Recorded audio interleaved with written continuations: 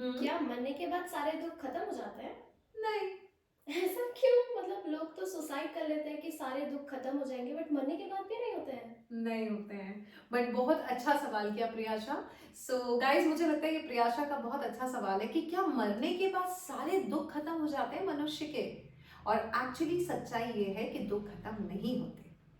कई बार हम अपना जीवन खत्म कर लेते हैं दुख खत्म करने के लिए, लेकिन ये नहीं पता कि मरने के बाद भी दुख कंटिन्यू रहते हैं। ऐसा हमें कमल ने बताया कल जब हमारी बात हुई थी।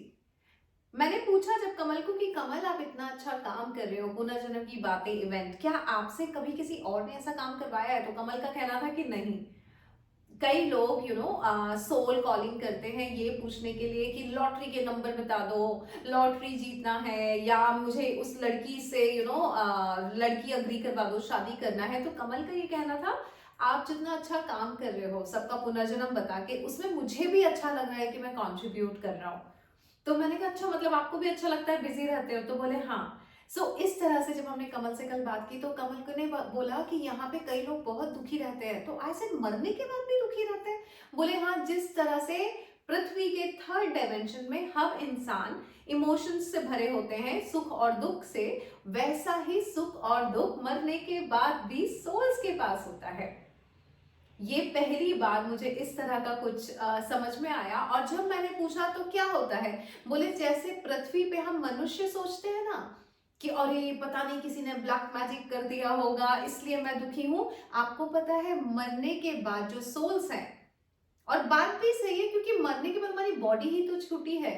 सोल तो वो सोच रखता है, सोल तो वो धर्म कर्म रखता है।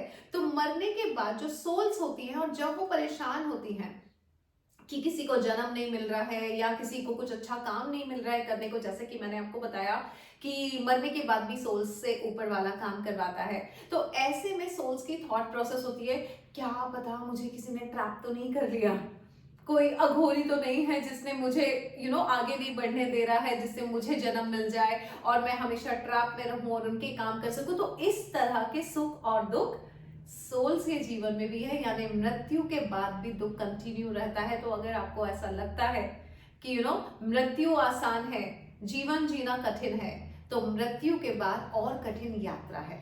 और ऐसी बहुत सारी चीजें मैं पुनर्जन्म की बातों में बताती हूँ, क्योंकि कई बार यात्रा जो है कई वर्षों से चली आ रही है और कई वर्षों तक जाएगी, जन्म पे जन्म, और कई बार तो जन्म ही नहीं मिल रहा है।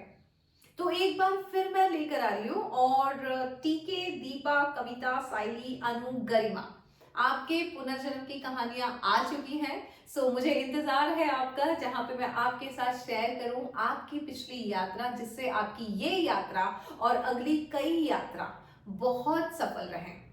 कई बार मैं बताती हूँ जो कॉन्सेप्ट्स है, कई बार आपने देखा है किसी का डार्क कॉम्प्लेक्शन होता है। हमारे पास पिछले इवेंट में जब हमने किया था, फर्स्ट बैच जो की थी पुनर्जन्म की बातें, उसमें एक आई थी जिनका डार्क स्किन था।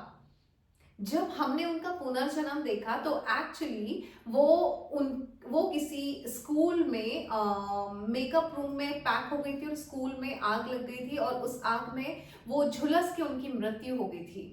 तब मेरा सवाल था कि क्या झुलसने की वजह से बॉडी पूरी जल गई होगी और काली पड़ गई होगी, क्या ये रीजन है उनका डार्क कॉम्प्लेक्स का? और कमल ने कहा कि हाँ, कई बार ये भी रीजन होता है आपके डार्क कॉम्प्लेक्शन का। उसी तरह, लेकिन जरूरी नहीं है कि अभी जितने भी डार्क स्किन है और वो ये सोचे कि अरे हमारी मृत्यु जलने से हुई होगी, नहीं। जैसे कि अगर आप मेरी भतीजी को जानते हैं, प्रियाशा, वो भी डार्क स्किन है, लेकिन वो साउथ अफ्रीका की सोल थी।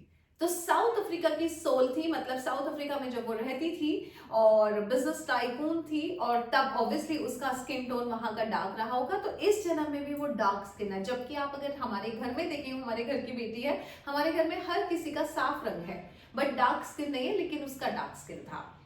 तो कई बार जब मैंने ये बात गुरु जी से पूछी, और गुरु जी के पास बहुत ज्ञान है, आप सब जानते हैं, तो उन्होंने ये बताया, कई बार तो हम वही शक्ल भी लेकर पैदा होते हैं।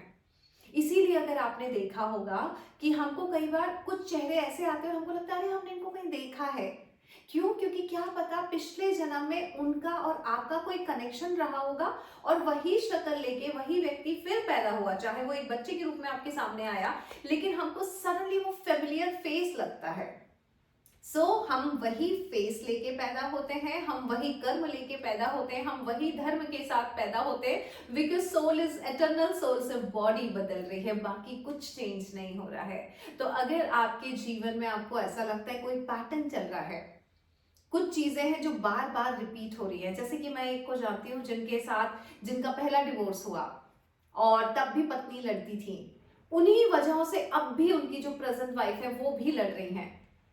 एक पैटर्न बना हुआ है, आपने अपनी पुरानी पत्नी को छोड़ा या पुराना डिवोर्स लिया इस वजह से कि इस वजह से झगड़ा ना हो, और वही वजह फिर से झगड़ा बन रही है, इसको पैटर्न बोलते हैं। सेम चीज अगर कोई सास है और उनकी 3-4 बहुएं हैं और बहुओं के साथ, हर बहू के साथ उनका रिश्ता सेम है और वो परेशान हो रही है, तो कहीं ना कहीं कुछ ना कुछ फिर पिछले जन्म की यात्रा से निकल के बाहर आते हैं रीजंस। अगर आपको भी ऐसा लगता है कि आपके जीवन में कोई पैटर्न चल रहा है जिसकी वजह से कोई ऑब्स्टिकल आ रहे हैं इस जन्म में, या फिर ऐसा लग रहा है कि ऑब्स्टिकल है और समझ ही नहीं आ रहा है कि क्या है, तो भी आप समझ सकते हैं कि शायद इसका कोई राज है जो पिछले जन्म में छुपा है।